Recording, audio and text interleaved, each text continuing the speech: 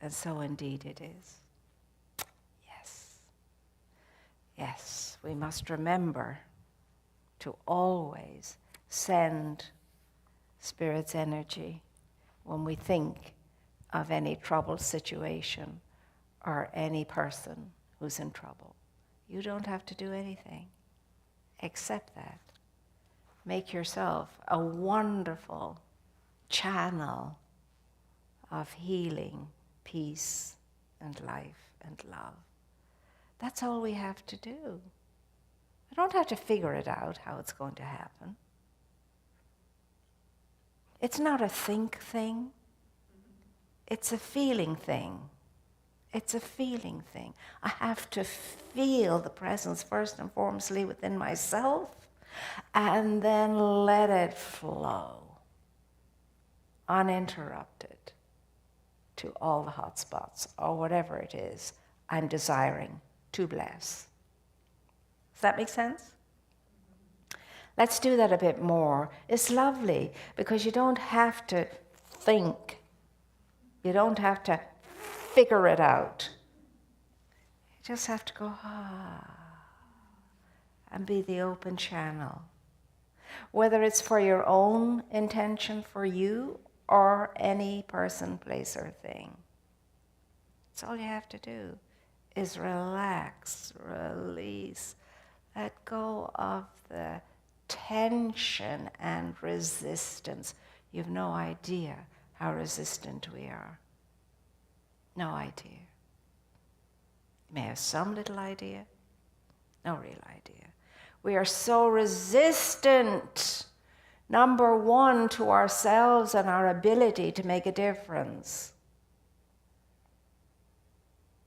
Because you look at your own life and you say, well, look, my life is in a shambles at the moment. How can I do anything for anyone else when I can't take care of myself? That sometimes comes to mind. But see, you of yourself are not doing it, are you?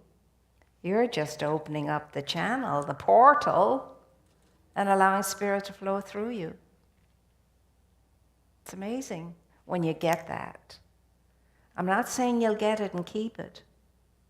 You may have to keep revisiting until finally it remains. But you're awesomely powerful, and that's what I'm asking you all to remember now. And I came across this piece in a little small book, and it's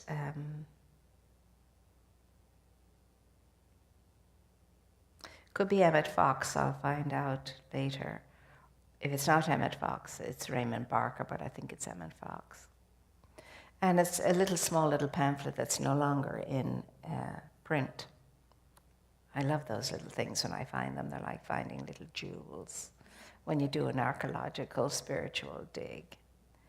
And the heading is, what is scientific prayer? You and I will be figuring this one out even while we're going over into our next experience. But it's a good thing to endeavor to figure out. And he says, scientific prayer or spiritual treatment is really the lifting of your consciousness above the level where you have met your problem. All it is a change in consciousness. That's what prayer is, a movement in consciousness higher into something more than what's in front of you would have you believe. It's to take yourself higher in conscious awareness of something greater than any problem that could be before you.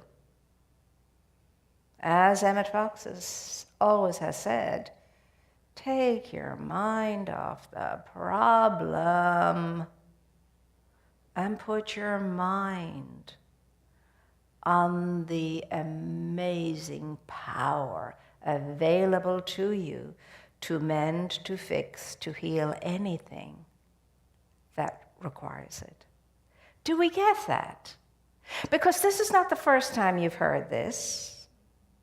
Not at all. You've heard this very many times. Well, hearing it is one thing, but as my mother used to say, heeding it is quite another.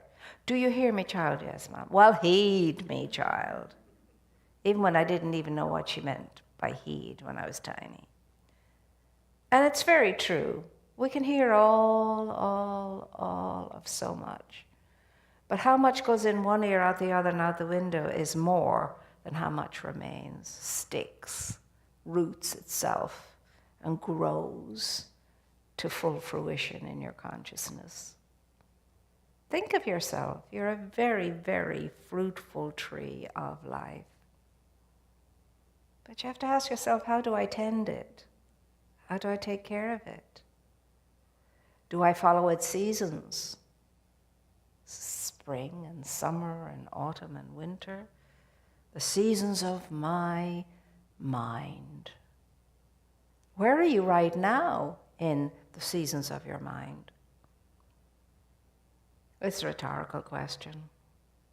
But you ought to be able to figure that out any day you ask yourself the question. Okay, what season is my mind in right now? What season is my heart in right now? What season is my soul in right now? What season is my body in right now? Where do I need to garden? Where do I need to do my spiritual garden? Be in that garden every single day of your life and throughout your day, and take care of what it needs, because that is what produces your life's experiences, the fruit of your life, whatever it is, the produce of your life, whatever it is. Some harvests are better than others, as you all know.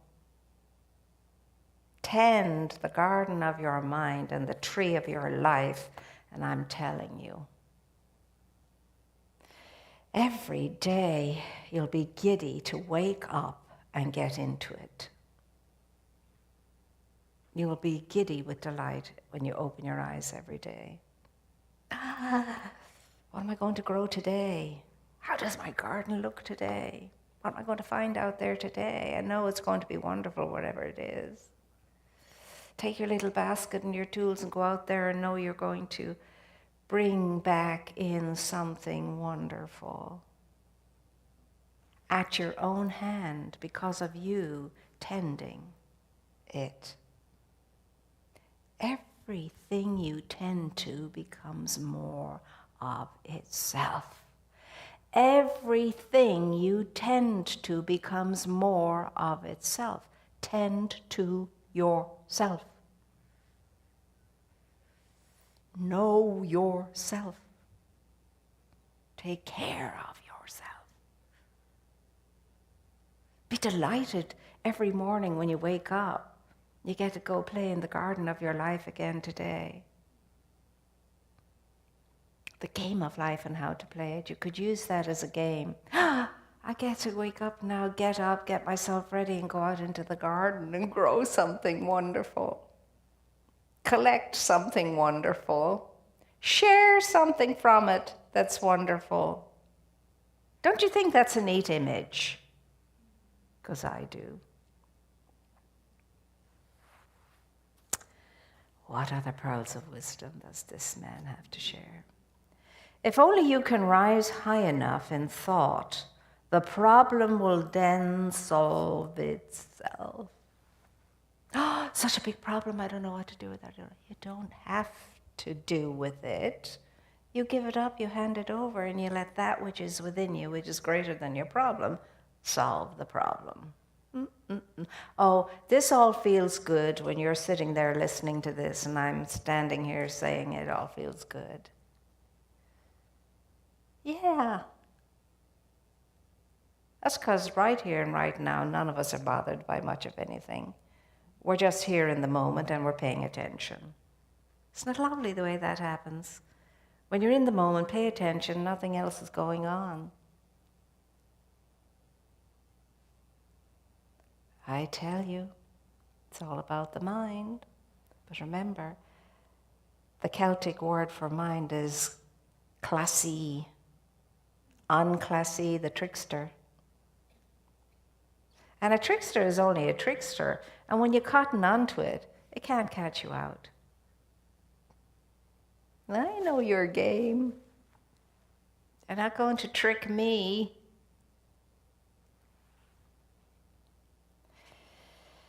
Yes.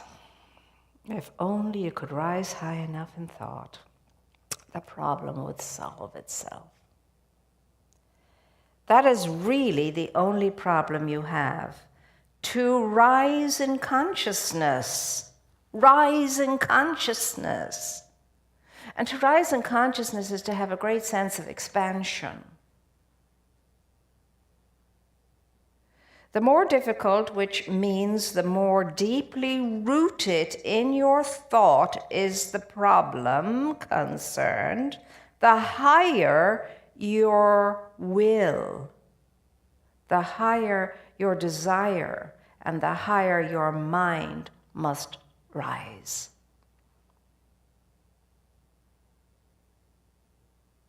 Now, when they speak about will, as I interpret it, in metaphysics, they're talking about your intent, your conviction. And your intent and your conviction must match your command in the law. It must match your statement into the law. Your conviction, your feeling must be in every word you're stating. Do we all get that? We can't just do Mary had a little lamb, its fleece was white as snow, or rattle off, a phrase we're familiar with. God is all there is, there all is God, and where God is, all is well.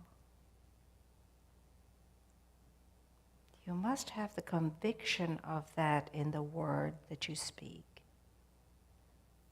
Conviction is everything. It's feeling energy.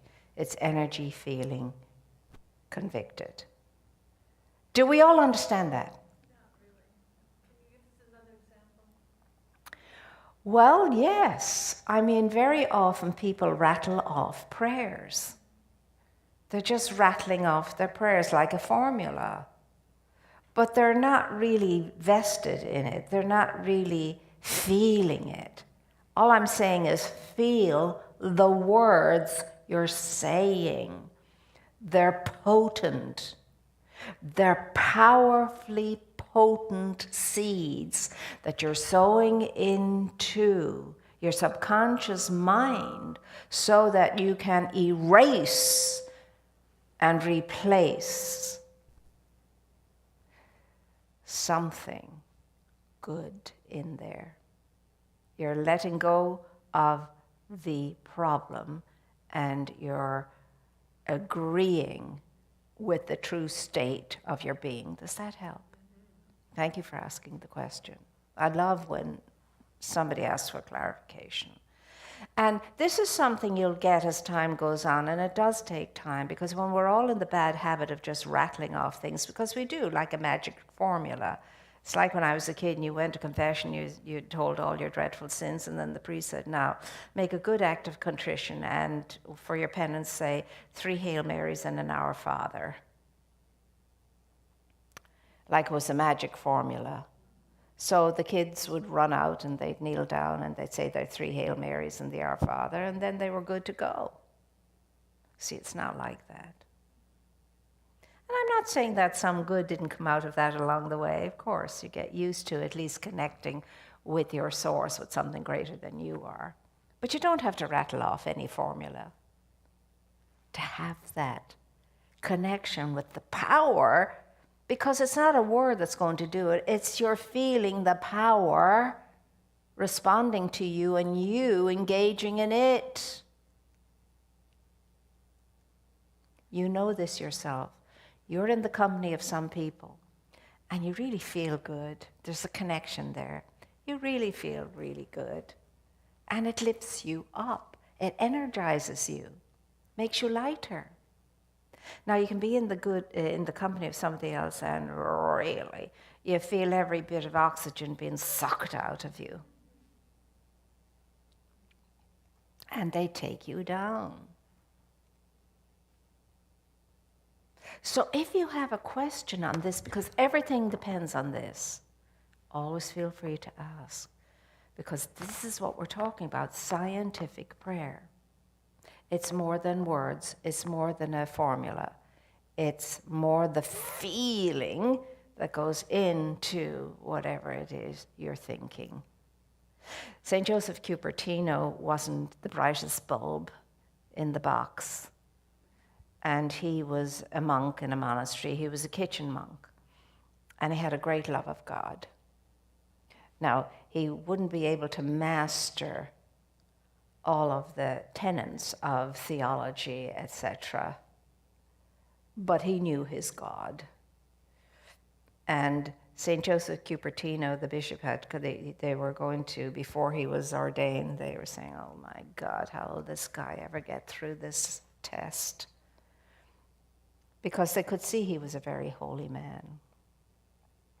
The bishop asked him, well, how would you explain the Trinity?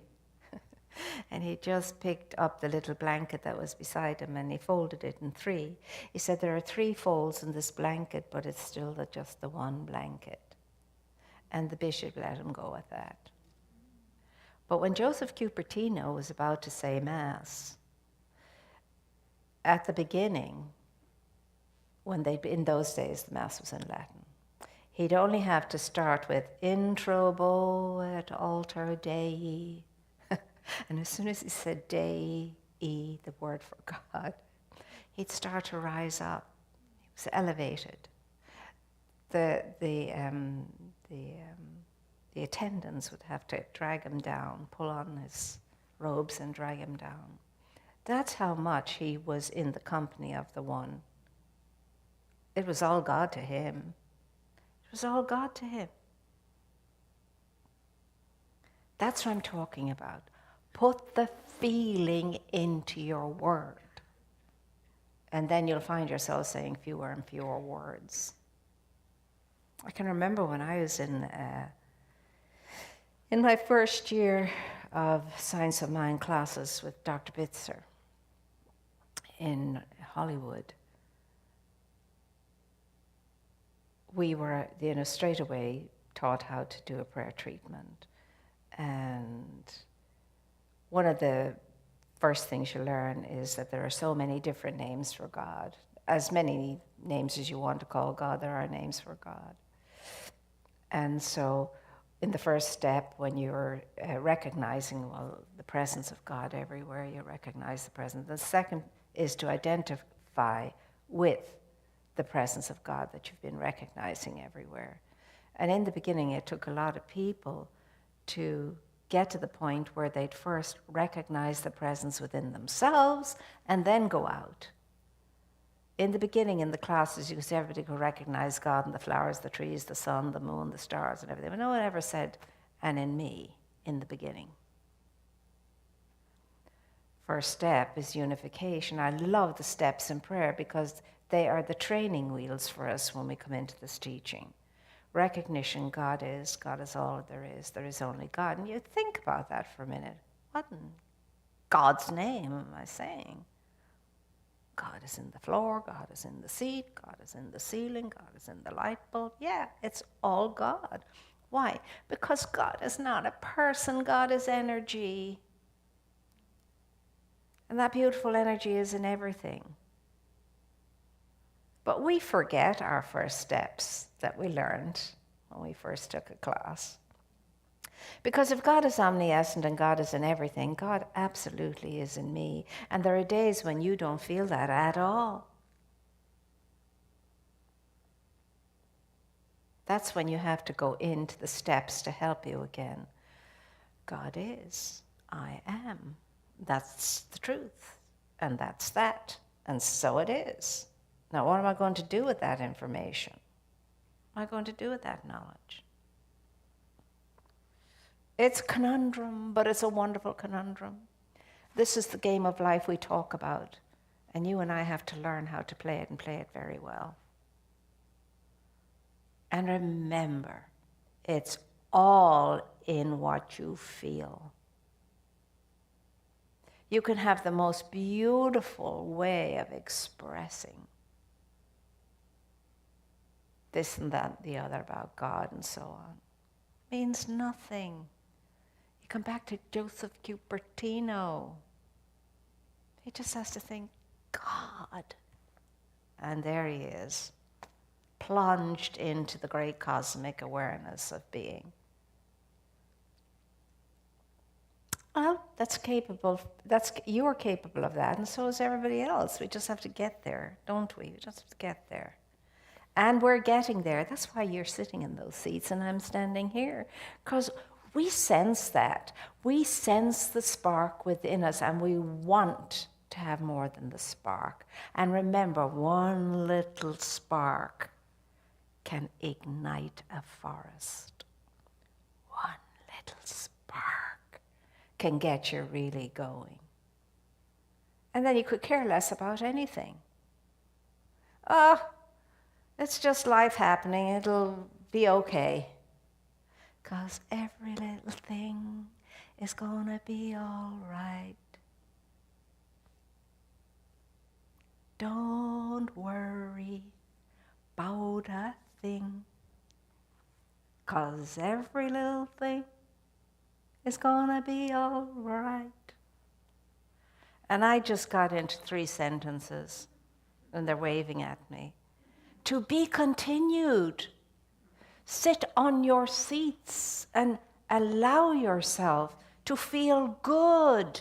Feel good just because you know that the darkest hour in the night is the one before the dawn. And when you're in your darkest hour, the light is just there waiting for your go-ahead to come through. And that's not easy when you are faced with a physical ailment especially, because a physical ailment is in your face. Pain is in your face. It demands your attention. And you can give it your attention and let it demand all it likes. But say, you're not the boss of me. Oh yeah, I know you're there. I feel you. But you don't belong to me. And you do not have my permission to stay. So get your giddy up on and get going. Go on now, get. You have to have a good talk. Like the great St. Teresa of Avila. Good talk. Give it a good talking to. You see, you've energy in that. There's energy in you. I don't think so.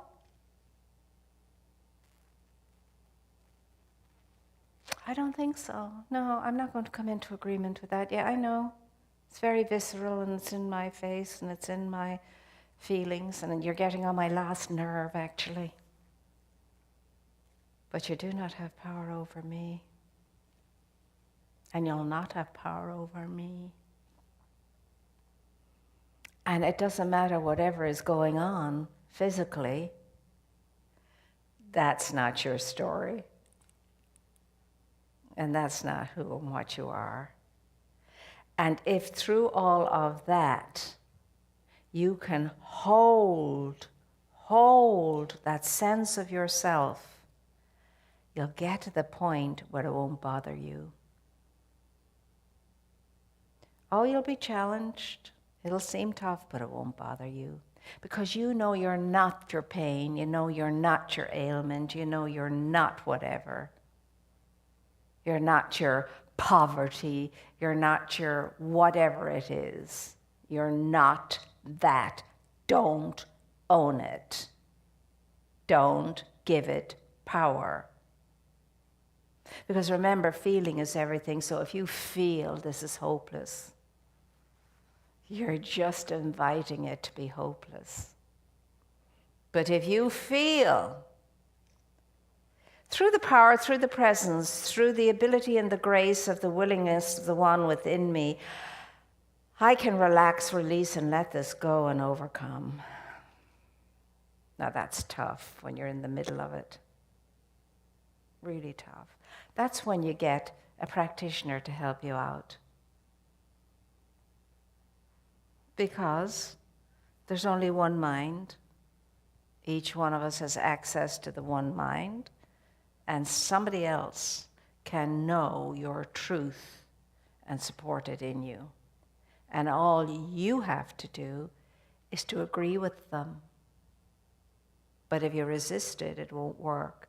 If you say, if only it were so, if only I could believe it, it won't work. Relax, release, and let go. It's like, you could do your own facials and all the rest of it, ladies. But a lot of the ladies like to go and get somebody else to do a facial for them. And it's so much easier than tackling it yourself. I've never had much the patience for it myself, but I agree that it's a good idea.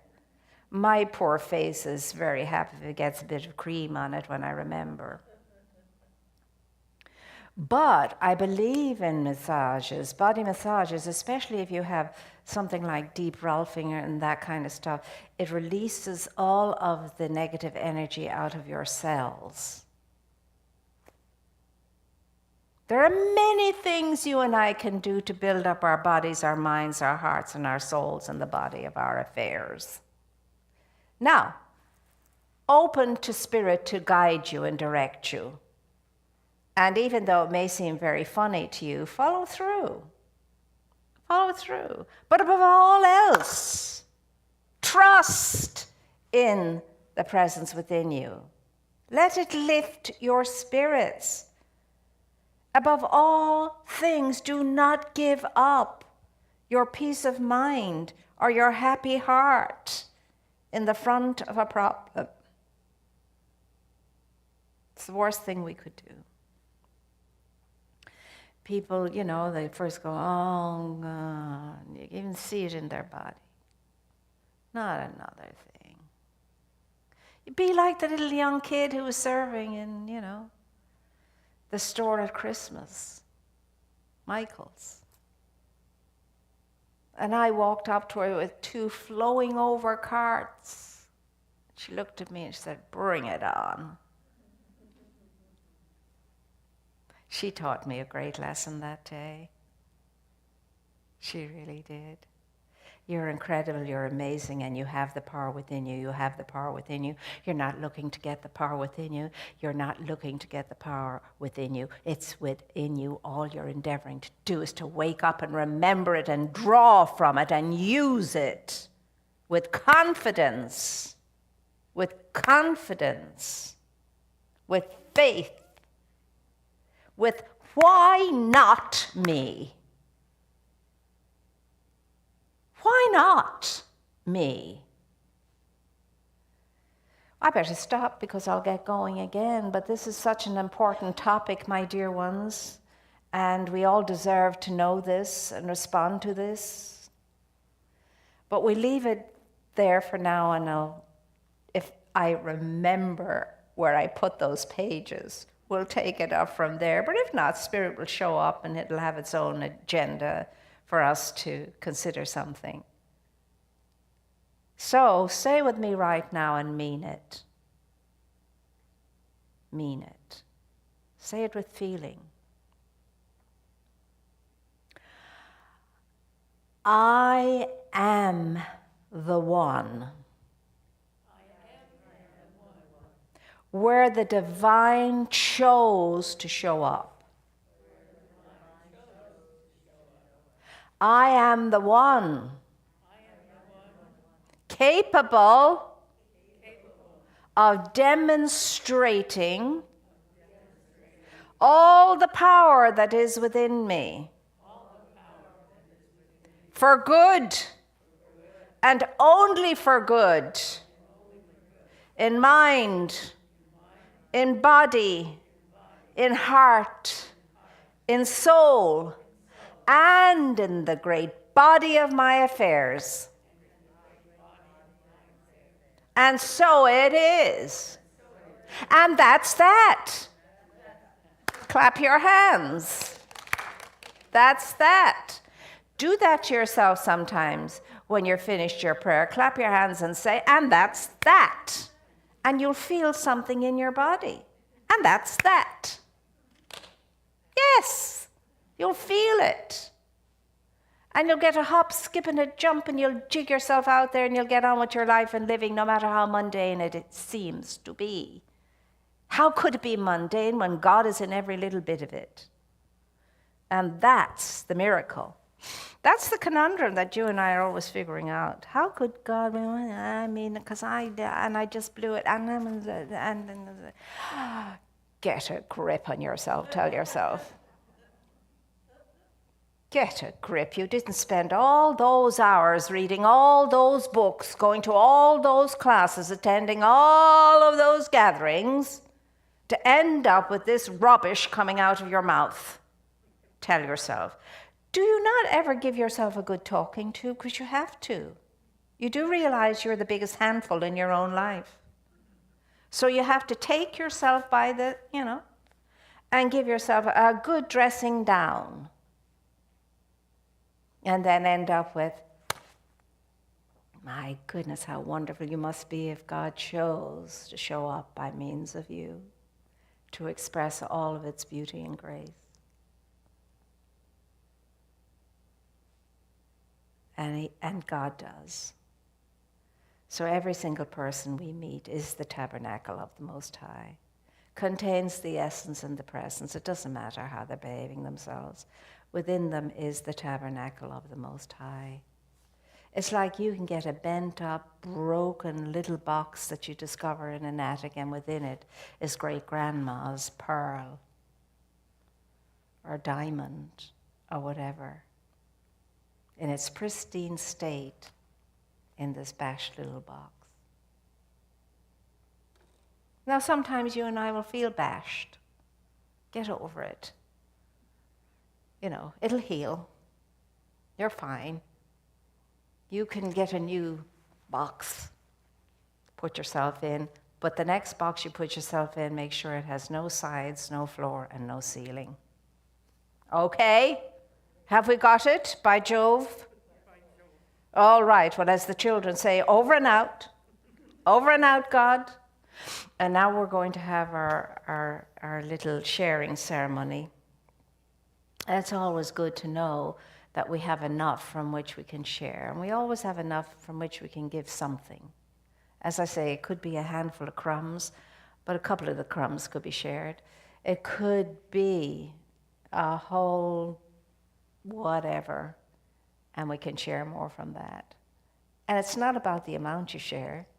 It's about the heart with which you share it and the blessing you put into it, so that you know it's going out there to do good. Yes, don't you feel that way?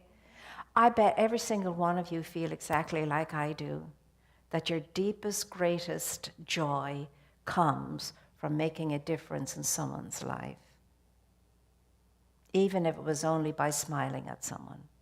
I know every one of you get a kick out of that as well, a spiritual kick. You go, yay, God. To yourself, of course. So let's take our gift between our amazing blessing hands and say, divine love consecrates my gift. It goes forth to heal, to bless, to prosper. All those who receive and all those who give. I rejoice in the sharing of my good, and I do release my gift with love. And so it is. And now, this lovely lady is going to go around, and I'm going to, now, if anybody has to leave at this time, please feel free to do so. If you'd like to stay for a moment more and ask a question or share something that you realize, that would be lovely too. And to all of you darling people looking in, our dearest friends there who have seen us through when nobody else was in the sanctuary except your good selves and the crew, remember, we always are close to you in mind and heart too, and we're delighted you're here with us, and thank you for joining us. And as well as that, it's so great to have some people here in the sanctuary representing you and your beautiful energy. So does anybody have a question? Or are we good to go? Are we all topped up? Are we ready to go and have a little spiritual dance out there in the world and make merry? Wherever you go, bring your joy and let the presence of Spirit be seen as joy by means of you. And yes, you can do that through your eyes. As I said, Barbara had these lovely, sparkling, bright eyes. And you take your beautiful, bright lives, your lives too, eyes out there into the world, and let them be sunbeams wherever they land. And know that you're loved, and know that you're cherished, and know that you're very much prayed up. And we're here for you, however we can be here for you, but you have to let us know. Okay? So let's get up, get out there, and get at it. Yes? Get at some great good. But you can't do that if you don't take care of yourself. You have to really appreciate yourself as the tabernacle of the Most High. And then from that energy, whatever comes will be wonderful, and you will bring a great energy to it. Until we meet again, take good care of yourself and know that God dwells in you as you. Yay, God.